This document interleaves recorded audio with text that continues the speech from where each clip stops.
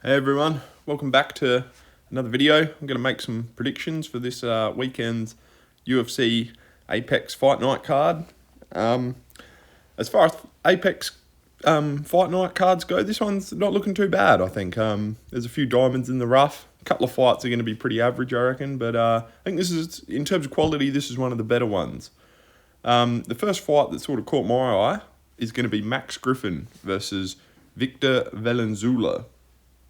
Max Griffin, he's 40 years old now, so that's definitely not going good for him. And he's versing a guy making his debut. Victor Valenzuela's got a record of 13 wins, 4 losses. He's 32 years old, and he's a little bit shorter than Max Griffin, and quite a shorter reach than Max Griffin. Max has always been pretty good with his striking. He's definitely known as more of a stand-up fighter. He hasn't got anything of real substance sort of on his record.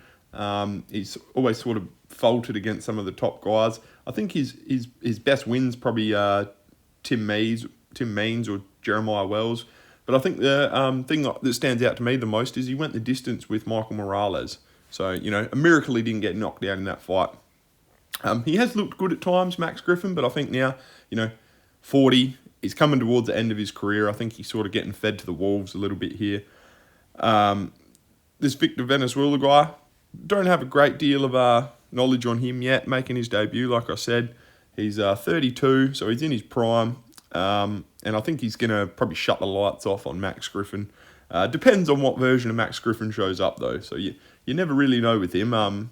Sometimes he just stands with his head up in the air and he's just jabbing from the outside, waiting to get cracked. And then other times he looks like he's putting up a bit more of a fight. So I'm not really sure what to think of Max Griffin or this Victor. Well, I think Max Griffin's going to get knocked out, and I think Victor's probably going to do it in round 2. Will be my guess.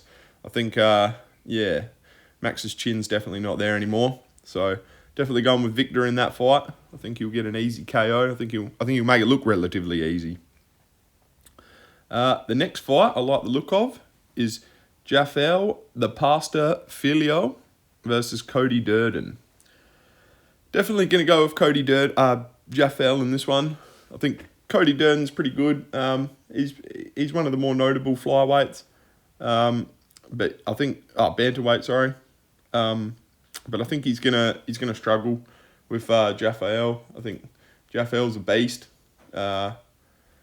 32 years old in his prime. Cody Durden,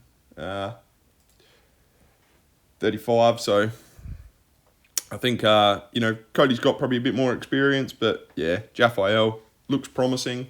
Hasn't had a great deal of fights in UFC yet. Cody Durden's probably got a little bit more experience, but he's also lost quite a few more fights. So I think Jafel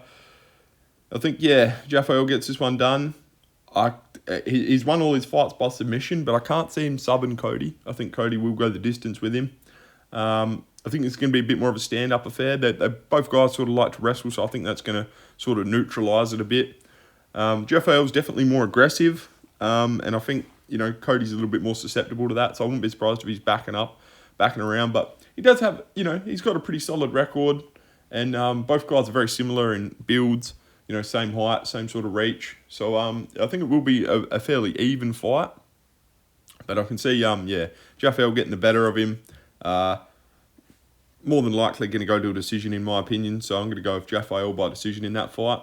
And I think, that will be quite entertaining. Be interested to see what version of Cody Durden we see. If he's going to try and stand and bang, or if he's going to try and take it to the ground. Yeah, so that's a pretty good even matchup in my opinion in that fight. But yeah, Jafel by points is my pick for that fight, guys. So on to the next one.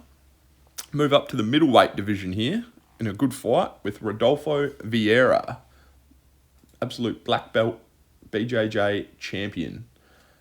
He's taking on Eric McConico. So yeah, a bit of older guys here. 36 for Rodolfo, 35 for Eric. Don't really like the look of Eric. I think he's sort of been handed a few easy wins in the UFC. He's done all right. He's only had the couple of fights, I believe. Yeah, right. Sorry, he's had 3 fights. Lost to Bangasor Sushikaev, which isn't a bad thing. He made it to round 3 in that, so that's something to take away. He's got a way of making it through these fights. But his only win is Cody Brundage, which doesn't speak volumes. I don't rate Cody Brundage very highly.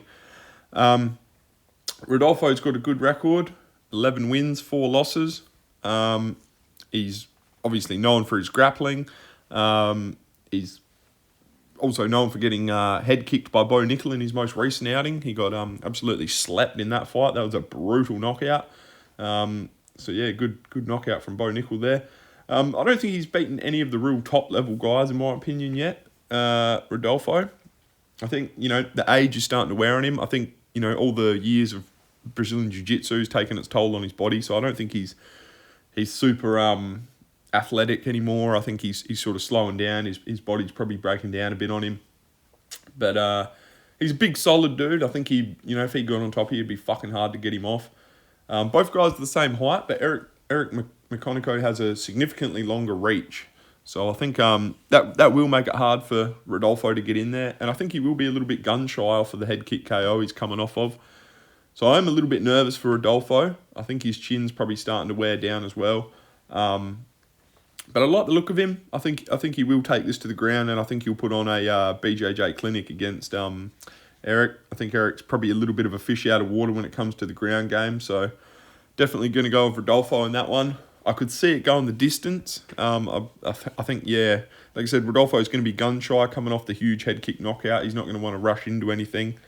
But I think he will get it to the ground, and I think he'll probably get a submission in the later round. So I'm going to go round 3 submission, I reckon, for Rodolfo. But it depends on how well Eric's going to be able to use his jab and move around. Like I said, made it to the 3rd round with Bangasor Sushikaev, so he could go the distance. But I'm going to go with, Rodolfo by sub in round 3 in that one. Now, one of the fights I like probably the most on this whole card, I would say, is Marcus Buchecha versus Ryan Spann. Heavyweight fight. Ryan Spann, he looks good at heavyweight. I thought he was more of a natural light heavyweight, but he does look good at heavyweight. He's a massive dude, 6'5", so yeah. But I think the biggest issue with Ryan Spann is his chin. He's taken some savage knockouts. Spann's definitely got the striking, and I think he can keep up with the good guys in the grappling division, in the grappling department. So depends on what version of Marcus shows up. He has looked pretty good in his few fights in the UFC. He's drew with Kennedy and Zenjiku, and lost to Martin Boudet. So hasn't quite got the wins yet, but he's a prestigious Brazilian Jiu-Jitsu guy. So I think a win's coming, and it could be this fight. But it depends how hard's it going to be to get Ryan down. Sometimes he looks like he's extremely hard to take down. Other times he looks like he'll just get swept off his feet quite easy. Ryan Spann won his last fight by submission in round 1 to Lucas Bresky. So that's nothing crazy, but he is well versed on the submission game himself. Being a bit of a veteran. He's definitely got more experience than Marcus, but I'm going to lean towards Marcus in this one. He's a fairly newcomer to the UFC. He is a bit older than 36 years old, so he is older than Ryan Spann. Both guys are fucking massive. Ryan Spann's a little bit taller, but similar in reach. So I don't think there's really any advantages there with the striking or anything to be had. I think Marcus can probably take a shot. Certainly could take a shot better than Ryan, in my opinion.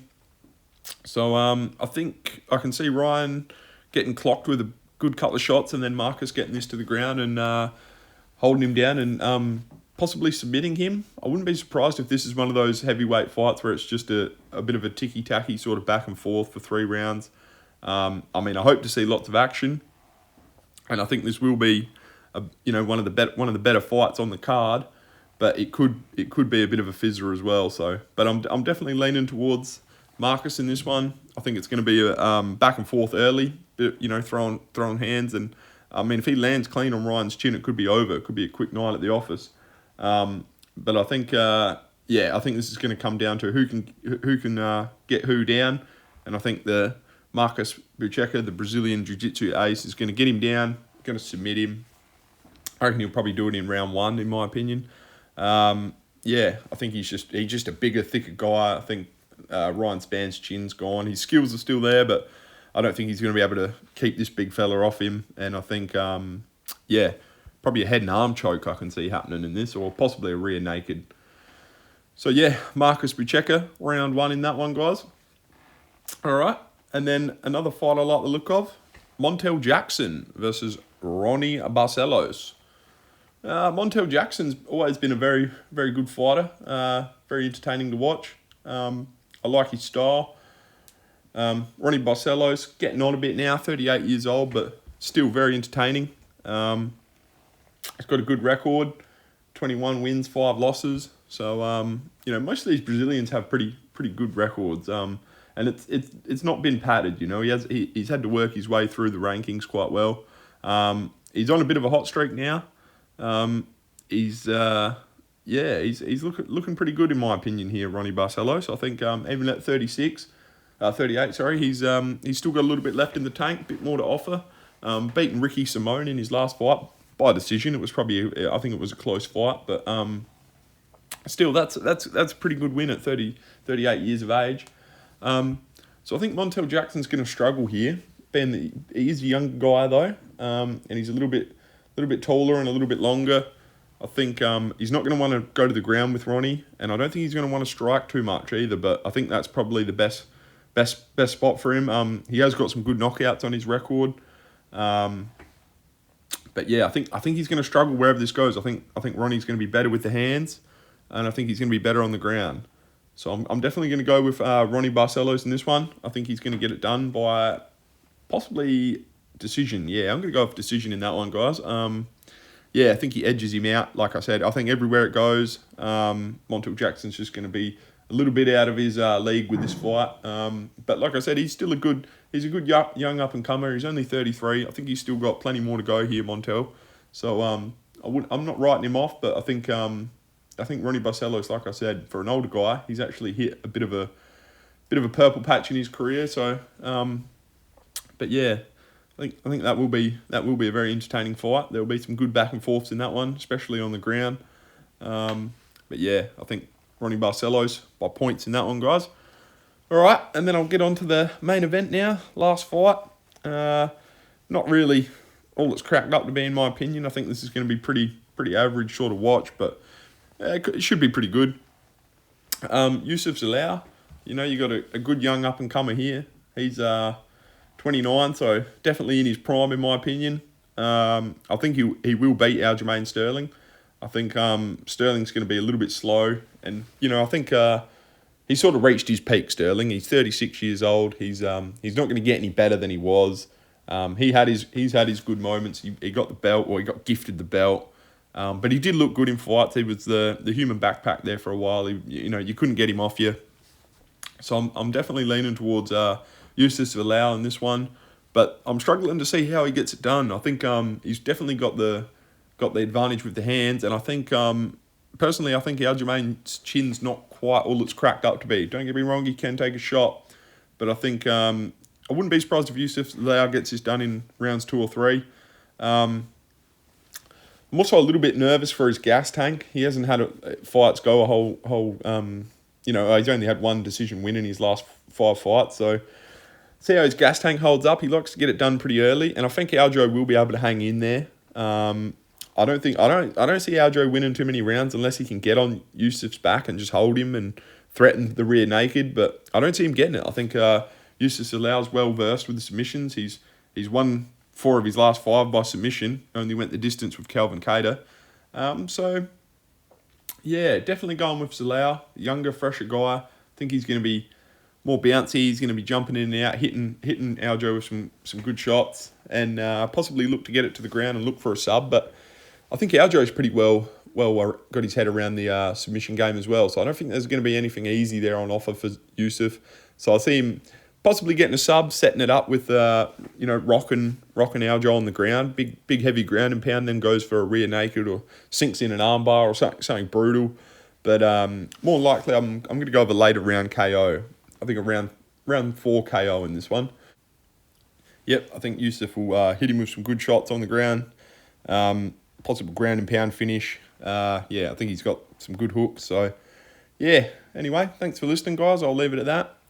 Yeah, hope you guys enjoy the fights. If you have any predictions you guys think, or, any opinions on what you guys can see happening, let me know in the comments. Thanks for listening. Bye.